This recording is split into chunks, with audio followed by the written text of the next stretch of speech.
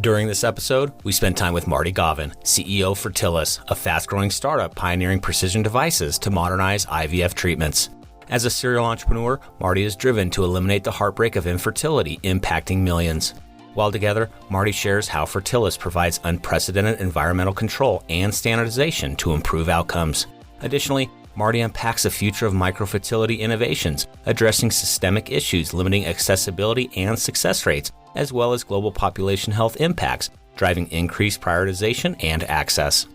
Join us as Marty advocates for supporting people emotionally and physically on their journey to start a family, while also sharing his dedication to helping IVF finally live up to its extraordinary potential through continuous improvements. Let's go.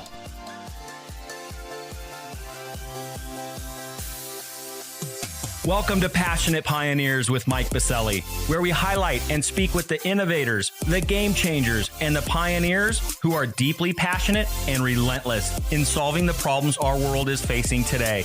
This is your opportunity to connect with and learn from these leaders and to support them on their mission. Perhaps they will soon be hearing your story as well. This is Passionate Pioneers with Mike Biselli. I look forward to having you on this journey with us.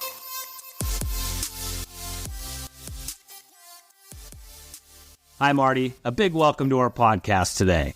Morning, Mike. Great to see you. Well, as a serial entrepreneur who has created global impact with your 9+ ventures and now dedicated to the mission of ending infertility, I'm really excited for this conversation today. But before we dive in, a bit of housekeeping. While listening to any of our episodes, please take a moment to subscribe to the podcast so you will automatically receive episode updates in your podcast player. Simply search Passionate Pioneers with Mike Biselli on Apple Podcasts, Spotify, or wherever you listen to your podcasts. Lastly, please visit the bottom of the episode notes to connect with me on LinkedIn and Twitter in order to further the conversations occurring on this podcast. All right, Marty, it's almost time for our community to learn how you and the Fertilus team are creating a better way to care for embryos in an IVF clinic. But first, what's that one piece of advice that you would give to others who are passionate about reimagining the health of our world? Look, this is really the key piece of advice I would give anyone who's starting up a new business, but it particularly applies in the healthcare universe. And that is, you've really got to get a product market fit, as the VCs like to call it. That's really about as simple as saying, even when you have barely even thought of an idea, even when all you've got is the back of a napkin, go find some customers that you can talk to about your idea. And that's the people who pay and the people who benefit. Unless you find those people, unless they are incredibly enthusiastic, it's a very crowded world out there, you're going to struggle. Marty, I absolutely love this piece of advice. I'm fortunate to be surrounded by fellow entrepreneurs and startup founders.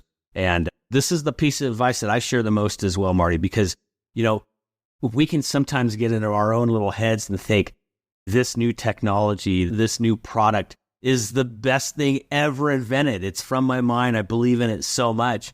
But it doesn't matter what we believe. Unfortunately, I'd hate to say that, but it doesn't matter what we believe. You have to find somebody that would, like you said, product market fit, that it is solving a need, that somebody can pay for it, and somebody will pay for it, and that somebody is benefiting from it. Marty, has that mindset and that piece of advice, has that carried you through several of those startups that you've had before, or have you had some tough lessons learned in the past as well? Absolutely tough lessons learned. And no more likely in your first startup than your ninth. So this is a hard one lesson, because you could, as you say, there's two things I would say. On the one hand, you wouldn't be a startup founder unless you're an optimist, and therefore you're inclined to see, confirmation bias, and this is going to get me there, and we just need to sort of tweak this a bit, and then we'll get what we want. And then you combine that with a corollary of product market fit idea, which I really like, is you are not your target customer. And even if you actually have the health condition you're trying to treat, you are still not your target customer, because your target customer doesn't know about you. It's so true. It is so true, Marty. I appreciate it. Yeah, it is something that, I wish more founders, I wish more entrepreneurs would live and almost live and, quote unquote, live and die by that, because it is such an important foundational building block to create new innovation, new technology, and new products and services. So thank you for sharing that, Marty. I can't wait to hear a little bit more how you've applied that to your new company, Fertilus. You guys have been around a bit. You guys are getting out the gates, building a wonderful technology and service. We're going to discuss Fertilus and more after we get back from thanking our community champion sponsor. Located in Denver, Colorado's nationally ranked River North District, Catalyst is a healthcare innovation campus that brings together stakeholders from across the industry to accelerate innovation and drive real, lasting change our nation desperately needs. From established organizations to startups, from accelerators to advocacy organizations, and from medical schools to global companies, everyone at Catalyst works side by side to create, develop, refine, and bring to market cutting-edge innovations that will fundamentally transform healthcare as we know it. With industry leaders like Medical Group Management Association, Olive, Medical Solutions, UC Health, CirrusMD, and many others calling Catalyst home, along with innovative pioneers visiting from across the nation, Catalyst continually fosters their foundational belief that collaboration and partnerships will move the healthcare industry forward. To virtually tour Catalyst and claim your space on campus or host an upcoming event, visit catalysthealthtech.com or visit the top of the episode notes and click on their link. All right, we were back with Marty Gauvin, CEO of Fertilus. Marty, thank you so much for setting the stage on the front end. Couldn't agree with you more. Product, market, fit, incredibly important. I know we're going to talk a bit about that today with all the things you guys are building at Fertilus. But of course, Marty, I want to go back. This is your 9th venture now. You have been at it. You have been there, as I like to say proverbially. You've bought a lot of T-shirts in regards to that journey as well. That's an incredibly storied career. So we're going to talk about why now, why fertility, why is this, where your passion lies today after everything that you've already accomplished. So we'll talk about that journey of how come now, how come Fertilus, how it came to be, who is Fertilus, and then of course where you're going, and of course how we can be helping you out. This community is filled with amazing, passionate leaders in the space, community members helping community members out, which includes our guests just like yourself. So Marty, let's first start there. Take us back behind the scenes. How did this all come to be in the first place? How did fertility hit your radar, and why Fertilus? Yeah, sure. So my very good friend and co-founder, Professor Jeremy Thompson, I've known him since our daughters were in elementary school, which is like 17 years ago. And our wives are best friends and they go walking on Fridays and, they live up the street and all this kind of stuff. And I knew him probably early on as an academic. And then later on, I sort of, people said, oh, he's an embryologist. And I didn't even really know what that was. And I was starting whatever it was, Company 4, Company 5, while that was all going on. And we got to know each other better. And he was talking to me one day about an idea he had for a device. And I still didn't really understand it very much, but he described it as it would be great to be able to control the environment that an embryo is in by putting it inside a tiny box. And I definitely remember this conversation because he was talking about, how would we build a lid for it and things like that. And my background's engineering, so I was going, well, I can talk as that engineer. I can be the sounding board for that conversation. But a couple of years later, he and I were talking to each other, and it was actually a little bit before COVID. I rang him saying, I've got a business idea you might like to be interested in. He said, funnily enough, I've got a business idea you might like to be interested in. Both companies got started, by the way, which is kind of fun. So the company that Jeremy wanted to start ultimately became Fertilus. He said, and this was great because Jeremy's a sort of a classic academic. He says, so if we could, improve the way that IVF works, if we could make it, remove some of the challenges in terms of availability and also some challenges in terms of success rates, do you think that might be a company? And I'm going, well, yeah, like a lot. Because, certainly I had the experience of friends of mine going through IVF, and this is the other sort of flip side of this for me. As well as 9 companies, I have 6 children. So this whole thing matters to me a lot, not necessarily from a personal perspective, but I think how I would feel if any of my children couldn't have children. And this has been one of the things that has driven me from a personal perspective. And so Jeremy and I got together and we basically sat for nearly a year, just getting together every couple of weeks and working out how this kind of business could work. I eventually brought in one of my financial modeling guys, and we built a financial model of the kind of business that we could produce. And so this was a really strong way to start. This was a really strong way to sort of build the whole case. And before we even started then getting into building products and working out how we could resolve, as I say, the key issues of IVF, which ultimately means that IVF doesn't really address the needs of the infertile particularly well. IVF cycle has about a 30% chance on average across all patients of delivering you a baby today. And this is why you hear about people doing 2, 3, 4, 6, 8, 10 cycles. And, a typical sort of 3-cycle baby in the US is sort of a $70,000 investment thereabouts. As I say, many people can go well north of that. And even in countries where the healthcare systems mean that you can essentially do IVF nearly for free, the cost is enormous in the context of the emotional cost, as well as the time off work and all this kind of stuff, because just getting pregnant is only where you're starting. It's then failing to the embryo's failing to implant, it's miscarriages, it's all these sorts of things which are an extremely stressful part of the whole process. And so from that, Marty, and thank you for setting the stage there with your co-founder, again, product market fit. When you first went out there and started getting that feedback, what was the initial feedback from those experts, from the folks that would be the end users of these products? What was that initial feedback? So the initial feedback was really strong. And the reason why it was really strong is because we had a really good access to the market. So there's 4,500 IVF clinics in the world today. And into our founding group, Jeremy brought David Gardner. And now, so Professor David Gardner, Professor Jeremy Thompson, they're two of the leading embryologists in the world. And in actual fact, David is the number one embryologist in the world. He's currently Embryologist of the Year globally. And so between the two of them, for those of your audience who know something about sort of university research, between the two of them, they have north of 50,000 citations. So they're incredibly well-respected researchers, incredibly highly published researchers that have done amongst the highest levels of work, amongst the most advanced levels of work in this area globally. And one happens to live in Adelaide, my hometown. One lives in Melbourne, an hour flight away. It worked really well. And it also means then that when we've pulled together our contact, our voice of customer, how are we going to find out from customers what they want and things like that, we've been able to hook up with a great group of partners across Europe, across US, Japan, some of the biggest IVF markets in the world, as well as obviously here in Australia. And also then go down the path of taking our research really solidly from animal through to human and so forth.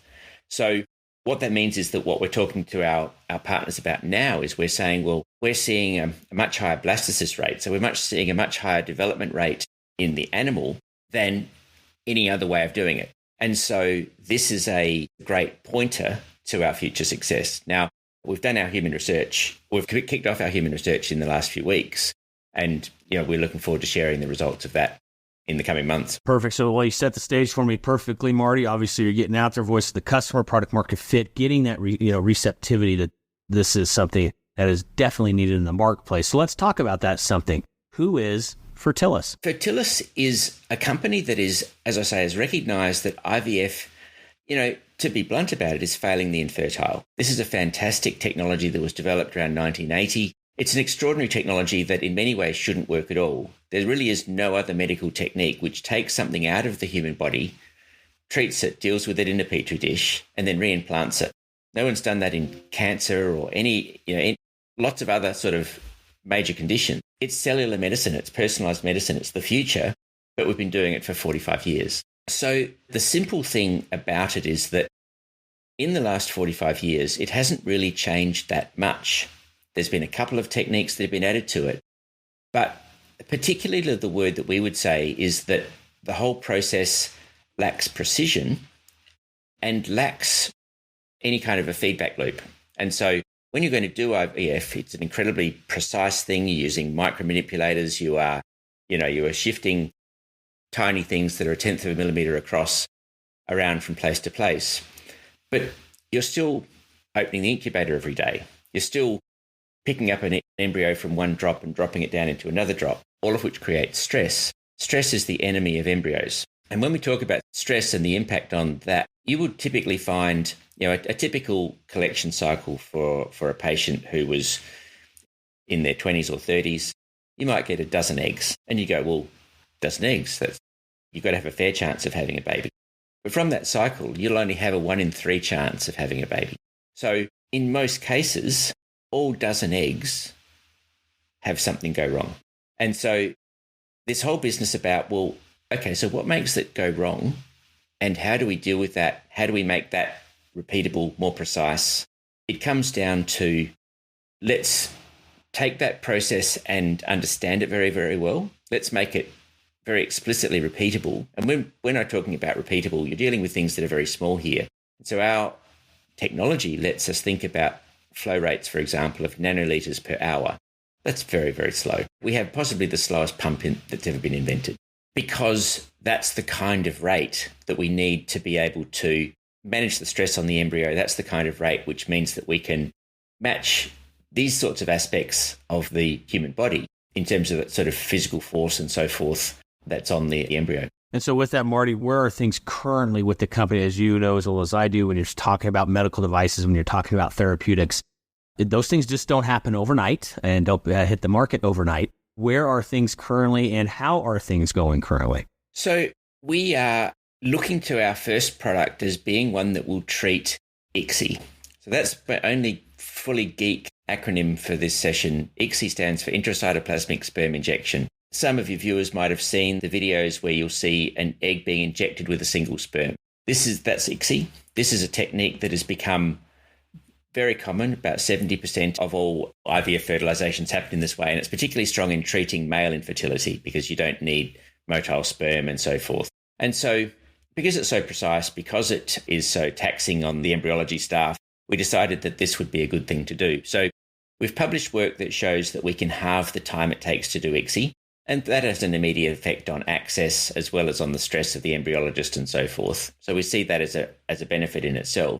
And we've seen exceptionally good results in terms of improved success rates in our animal models. And we're starting off down the path towards human trials. As I mentioned, we've started work in humans in the last few weeks. Now, what that means is that we'll go through, this is a 510K, as your audience would be familiar, this is a predicate with conventional ICSI. And so we're hoping to be able to enter the market in the back end of 2024. So we are now kind of locking that first product down while then thinking about the other aspects of this.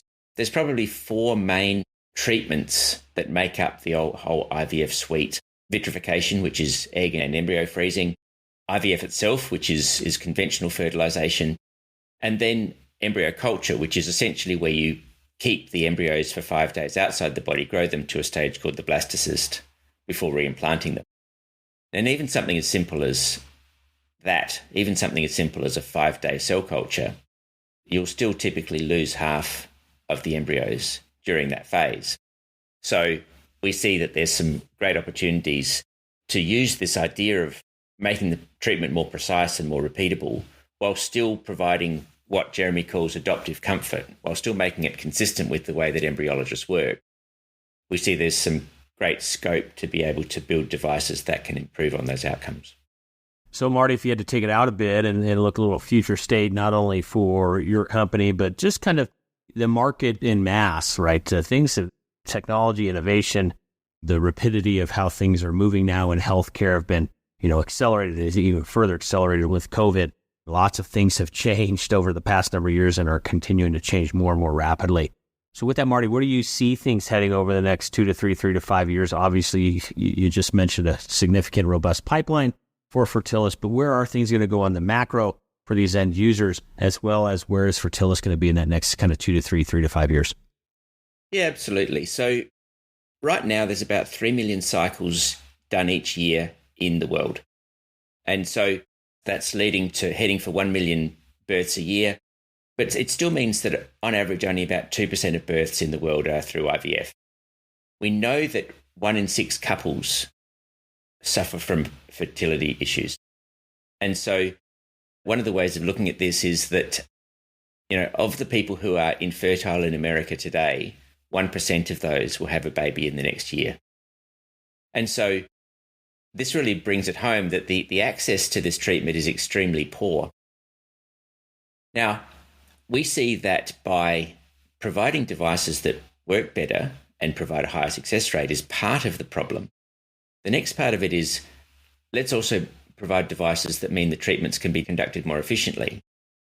And then finally, let's provide devices which means that the embryologist can be trained more easily, so that we can, through those 3 steps, if we can achieve those things, we can deliver a step change in the way in which the whole thing is working.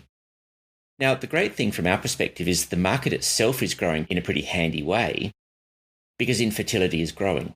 So it's becoming harder to have children in the current world. I guess it's a reasonably commonly known stat that male infertility is increasing. And, by some authors, that's male infertility is doubling every generation. So your son is half as likely to have a child of his own than you are. And so that's quite extraordinary. And that's why we're seeing most of the countries in the world now don't have a birth rate that delivers them a replacement. And so this is now shifting from a personal issue to a population health issue. And so that's sort of an interesting shift for us to be part of. It's also shifting in ways that people didn't expect. So one of the things that happened out of the removal of the one-child policy in China is that they found a quarter of couples were infertile. So in other words, a higher rate of infertility in China post the one-child policy than we see in the rest of the world.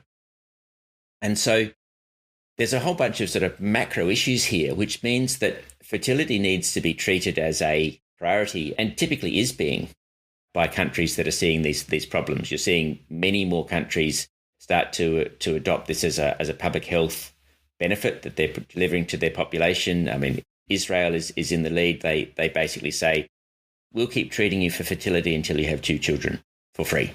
And then, in Japan, they've now fully subsidized IVF.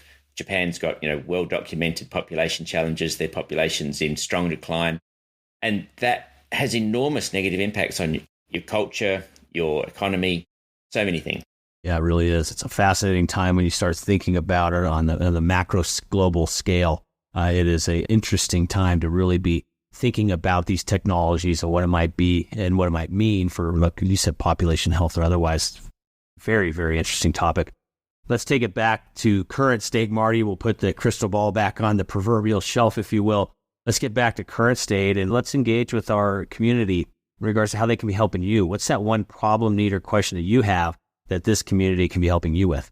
Look, a tremendous thing for us. We have some great investors supporting us at the moment. We have one of the very strong VC, global VC called Horizons Ventures. But I'm very, very keen to bring a greater spread into our investor pool. So it would be really good to get some US or European-based investment into the company. But the reason for reaching out and doing this is we raised our first money in 2020. We're now raising another round. Of course, the venture market in this and every other area went fantastically well in 21 and 22. We weren't raising money then. Now it's kind of going up and down. Yeah, definitely anybody who's interested in this market and particularly can bring us any kind of connections into the other groups where we don't have access. So we have very, very high levels of access, as I say, in the clinics, really, really good access to researchers and so forth around the world, access to emerging markets, access to payers. These are probably 2 groups that are less strong for us in terms of our network. So yeah, those 2 groups, but yeah, the top of the list would be on the investment side. And for those community members interested in getting a hold of you, how do they get a hold of you, Marty? Contact points online, social media handles, otherwise, how do they reach out to you? Yeah, so Fertilis IVF and Fertilis on Twitter and LinkedIn. LinkedIn is probably the preferred. I'm Marty.Gauvin on both, and Marty@fertil.is is the email. So yeah, certainly very happy to hear from folks on any of those. Easy enough. And for our listening community, just simply scroll on down into your favorite podcast player where you're listening to this episode, grab those contact points for Marty and his team. You can head over to our free global online community as well over at passionatepioneers.com. There will be a post for Marty's episode where you can also leave some comments and feedback or otherwise and grab those contact points online. Again, over at passionatepioneers.com. Well, Marty, a wonderful conversation today. I appreciate you getting up early over in Australia. But before we let you get back to your day over there, we have a fill in the blank for you. I'm a passionate pioneer because? I'm a passionate pioneer because boredom is the enemy. Absolutely. I love it. Well, Marty, I would have to imagine you have not been bored for quite some time, this being your 9th venture. I applaud you. It's amazing what you can learn about yourself and others along the way while building companies. So Marty, we are rooting you on. We appreciate you coming and sharing the Fertilis story with our community. But for now, thank you again for being with us today. We appreciate your time. Thanks, Mike.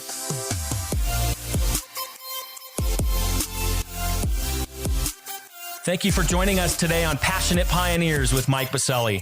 We'd love to hear your feedback about the podcast so we can continue to improve this community and to further support the pioneers being featured.